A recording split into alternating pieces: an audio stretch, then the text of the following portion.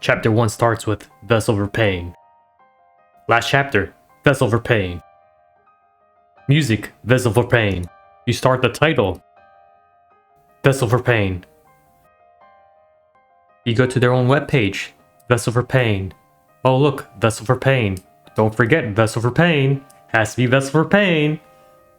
I took a picture before, Vessel for Pain. Guess what? Hey, let's just reword it now. The heart is pain. It's still Vessel for Pain. Everything has to be the heart is Vessel for Pain. It's amazing. I love this freaking quote. It's all the time. It got to the point where it's like, hey, fuck it. This was me the whole time for like 2 chapters. Like, holy shit, Vessel for Pain all over again. It was even funny by the end. I think it was like the finale where even they're talking about, hey, even the penguins listen to this fucking endlessly long monologue, just vessels of pain all the fucking time. I think this is the first time in a while that I'm just going to shit on a title more often than not, so I'm not really going to bother with hiding spoilers this time around. I think the last time was either like Train Line or Suzukuri Dungeon or whatever it's called. Kinsenka started out great, but I ended up loathing it for a massive chunk of time until like the last chapter. And there's only like 5 chapters, so I spent like half of the time either laughing at how repetitive some parts are, or how many times I'm in a flashback, or how unnecessarily long some of these parts are. Like, holy shit, they're so damn long. I think it's like maybe a 15 to 20 hour long VN, but it felt like 40 hours to go through the whole thing. It's like, how? Why does it feel so long? Honestly, this one is going to be more of a rant than like the normal stuff I do, so I'll just do a basic overview and then just go talk about what I want. You start with one of the main characters, Sai. He doesn't feel or understand emotions, and he goes off killing people that are bullying his sister while talking at their dead bodies. And Tatsuki's one of the other main characters gets sent to kill Sai. Some hijinks happen, he gets run over, it's funny. And Tatsuki gets wrecked, and then Sai gets really into Matsuri, and Tatsuki's like companion just joins along to go along to like this Twilight world where Tatsuki works at. And the rest is like Sai trying to not die and then get employed for the same guy that Tatsuki works for, while both of them trying to get like Matsuri out, but she's like getting fucked over. And that's about it, right? It's not a very like compelling title. It's like, alright, I understand what's going on, it works for it. But anyways, that's out of the way. I used to joke on Kamyu with how in the middle of the title where Akihiro, which is like the main character there, just keeps on talking about this damn knife and the color red. And it barely mattered, but he loved talking about it because it was supposed to link like other events that never needed to be repeated so many damn times. So it's always like, oh, the knife, holy shit, look at the stain of red, oh shit, the knife, the fucking knife. It's like, holy shit, okay, we get about it. It's a knife, it's fine. And the more popular one to me about is like the Yumineko one on like what's it called, like Without Love It Cannot Be Seen. It's actually a lot better than the Kamyu one. Still didn't need to be repeated all that fucking many times. We get it. Ryu 7 loves doing that sometimes. We just don't have like a goldfish attention span. I don't know why he repeats it, right? But those two can't hold a candle with Kinsenka's The Human Heart is But a Vessel for Pain.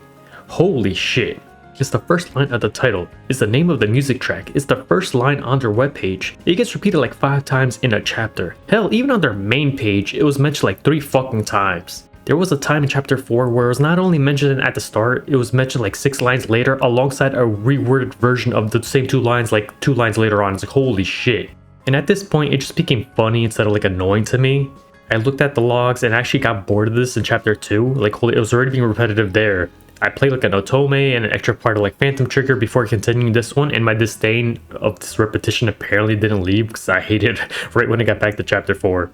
Skipping that part, Kinsenka loves flashbacks. It feels like 2/3 of the title is spent on flashbacks, and it's because of how the world setting works in here. The Twilight world is a place where you can like interact with the deceased and all their memories are there and they're going about their days. It's cool. There's a specific hotel that resides in that world, but also it's like its own entity. Basically, the one who's running their business in that world can't do shit for the hotel or can't do shit to the hotel, right? Anyways, as long as you have a key, you can go to this floor in this hotel and check memories of the specific person that you have the key for. I'll have to mention that this is the same writer from Irusekai. It actually shares some of the family lineages and even some foundations have the power of things work. Even though Irusekai and Kinsenka are different brands, I assume they're all cool with it. Probably something in the contracts where you can keep all its like ideas or something, I don't know.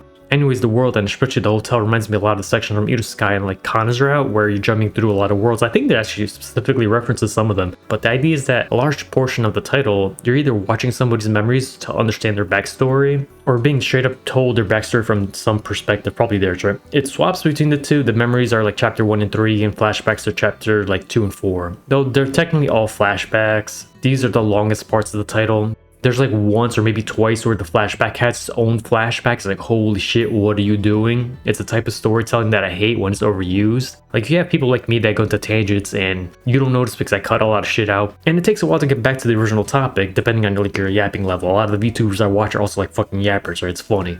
Think of it like the time in where Bleach randomly puts the Zamakuto filler arc between like the actual plot. I think it was like the Aizen's arc, I don't know. It was a cool arc. I liked it a lot. Why did you put it in the middle? What the fuck? Are you just dumb? Then there's this guy that has to specify fucking everything. Nothing can be implied, everything needs a backstory, and that's great here and there if it's done well, it's just not done well here, holy shit. Since I mentioned Bleach before, think of it like the time where Aizen's like telling Ichigo, it's like, hey, all your fights, everything, every conflict you're doing is part of my plan. And people are like going, holy shit, that's crazy, because you get the implication. Now imagine if that wasn't the end of it, and now you get like 10 fucking episodes explaining every mundane detail about it. It's like, holy shit, Aizen really was doing. It's like, he told me. And that's not an exaggeration, but that's Kinsenka. It cares more about everything making complete sense and not looking like it's doing like a cop-out here and there, but putting every little piece at the expense of like a fluid plot structure or pacing. Holy, oh my god. There's times where you're wondering why X character even exists, and it's because there's a plot piece that has to be explained, and it only works if that character's there. Really, it could have been put into another character, but now it's like, oh, we can have one character with 2 plot pieces. Oh, that's not fair. This does feel like one of those plots where the ending was finalized first, and everything else are just like check marks to make the ending work. And most of the ending does work, with me not caring about most of the cast. Most of the cast isn't fleshed out, they get enough to get the plot going, but otherwise they're disposable. Even some of the main characters just get kind of forgotten here and there. You think Tatsuki is important. There's huge chunks where he's like the main perspective, he's the main character, and you think he'd be like Deuteragonist and act as like foil for Sai, and Sai has like, oh, he has a normal body and the heart that can't be phased or hurt, and Tatsuki has like a body of steel that feels no pain but a very sensitive heart. It's like, alright, it works. But then you can count like all their meaningful interactions in like 1 hand or 2 hands at most. It's to the point that Tatsuki could have been killed off in like the beginning of chapter 3 and you go right around it. And that's kind of fucked up considering I thought he'd finally get his ass in gear after the end of chapter 2. He just doesn't. He's almost like one of those designated jobbers like Yamcha in the original Dragon Ball, like during like the TN arc or something. And that's kind of sad considering the other 3 around their age in the base are actually worse. They're more like tools than characters. They're there to push the plot along. The fun thing is that only happened twice, so one of them is just there to go along for the ride. So what the fuck? All 3 of them are linked to like a 4th character, except that one is also a plot pusher that makes a specific part work for the finale, like the beginning of chapter 4, I think. It's like, so it's not even the finale. Holy shit. But yeah, chapter 4 stuff to the finale, so everything's linked together, but overall it's like, hey, we need this character to just break the seal. Okay, how do we break the seal? Okay, now these 3 characters have to interact with this 4th character to do that, and it's like, alright, I guess, but otherwise these characters are useless. Then we have Matsuri, or rather Nobody. Honestly, the part I hate most about Nobody is her damn name. It doesn't work in English. Half the lines that have her in it makes you take like a second look to see if they actually mean her or like actually Nobody. Even listen to this kind of makes no sense sometimes, so let's just call her Matsuri 2. So let's say there was a line like, oh, nobody's in the hallway. Did you mean Matsuri 2? Or did you mean the hallway is vacant? I don't know, you have to take a second look. This happens a lot in the early chapters. Holy shit. I didn't talk about it before, but Matsuri has been getting fucked over most of her life, and most of her memories have been screwed up. Matsuri 2 is like a maledict, to just think of like maledicts as spirits or whatever. It's meant to be a cursed spirit, but whatever. Matsuri 2 takes over when Matsuri 1 is sleeping, except she's almost always sleeping because her memories are being fucked up. Matsuri 2 and Sai get along, and she's pretty much a love interest, except she also gets kind of forgotten around like the whole chapter 4. Why? I think the 4th chapter is like the second longest chapter too. I think this was more one of those times where they ran out of time because she's important. She has to show up for the finale, but everything just popped in. It's like, hey, I'm here now, all right. And then they have to explain it, and then you have another flashback for that. And it's like, oh man, more flashbacks, right? They spent too much time trying to explain every logical step instead of making the characters interact with each other more often and just have things being implied. It's like, all right, it's a way to tell the story. It's fine, I guess I just don't like it. So is the ending great? Hell yeah. If you're into like family drama at least. At the same time, Tatsuki just solidifies like position as a jobber in these scenes. Like, holy shit, I thought you were so important and you are not.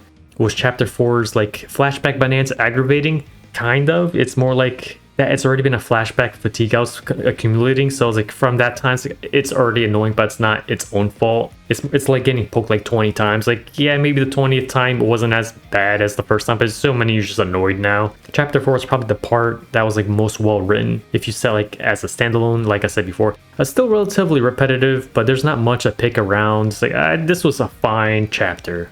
Honestly, a lot of these characters I introduced in this chapter are actually better than the other characters I talked about before, with the 3 useless ones. Honestly, outside of like Sai and like Sui, they're probably the more interesting characters in here. Except one that was also kind of like sidelined. Sui's the big boss. She's fucked up in the head and she's constantly probing for info when she's like talking with Sai or Tatsuki. She's constantly scheming against Matsuri, her sister. She's a complete asshole that has like multiple personalities, and it's funny that one is so fucked up that the other 2 personalities conspired against it and keep it sealed. It's like, nah, you can't show up anymore. You're too much of an asshole, right? There's also another character that felt like she was going to be important, Sai's sister. She's brought up here and there to the point that I thought she actually died, and it's the spirit that shows up here and there around Sai, and just didn't bother making a different sprite for it. Like the one that's around Matsuri, it's like, oh, that didn't happen. And there's a meaning for her sister, and it connects why Sai had this feeling for Matsuri in the beginning, with the other parts happening in chapter 4. It's like, alright, it works, but it's like Tatsuki, where it feels like there'd be more like a more meaningful emphasis on everything, and I just didn't feel like it got there. For the most part, the title either had to be like larger and make the characters feel more like characters instead of just plot tools, or acts like some of the characters and focus on the main 3 characters and I guess the antagonist, right? It really feels like there was a chapter between like 3 and 4 and they just removed it, because it really feels like Tatsuki and Sai had needed more like interactions with each other to make that scene work, and it just didn't. It's like, alright, I found it funny. I think I talked to another, it's like, wow, the scene was ass. I found it funny, but it's for the same reason, because it was ass. There's times where chapters can almost feel like meaningless outside of the major development that could have been leaned down. It's like if I'm showing you an hour sped up montage of a cat just shitting everywhere until it figures out what the fuck the litter box is for. And it's like, yeah, that moment's important. The cat's no longer shitting on the floor. But did you really need a whole segment for it?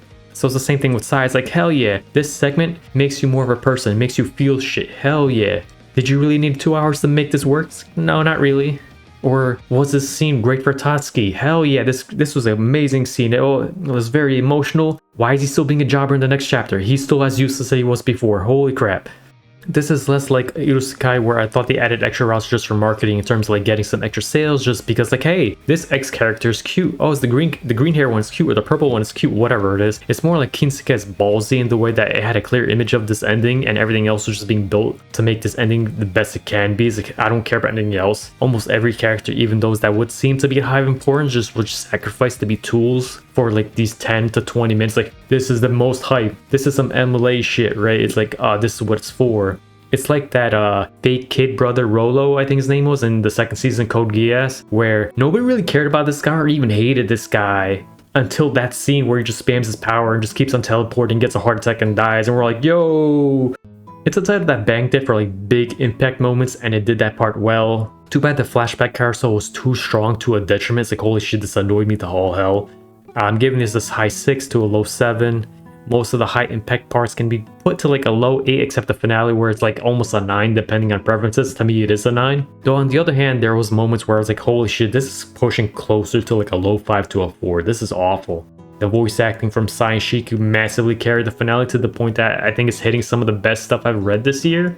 From the 2 titles I've read, Urushibata Yukito, which I probably fucked up his name, is great in terms of like ideas or building up the plot's lore and high impact scenes, but needs a lot of work in like structure and pacing. Really, you probably just need a hard-ass editor that scribbles like half the page and reads like, no, do this better. It's not to the same extent in terms of like low and high points, but I can compare this to like David Cage games, where something like Heavy Rain or Beyond Two Souls has at least like 1 or 2 great scenes that everybody remembers. Like, oh, what about when the girl like just finally gave up and just launched herself out the thing, but the power's like, no, fuck you, and she's like, hell, why can't I die? And it's like, this was a great scene, but it's deluged in scenes that scream, what the fuck are you doing? Why is this here? Why is this part in the future back in here now? Why did it make sense? It makes no sense. So why did you do this? And I feel like this guy does that a lot, where it's like, why is this here? And that's about it. It's one of those things where finale was great. At least I thought it was great, but holy shit, it dragged so much with the flashbacks. I was just the flashbacks all the time. It's like Inception, but just flashbacks. It's like, oh my, holy crap.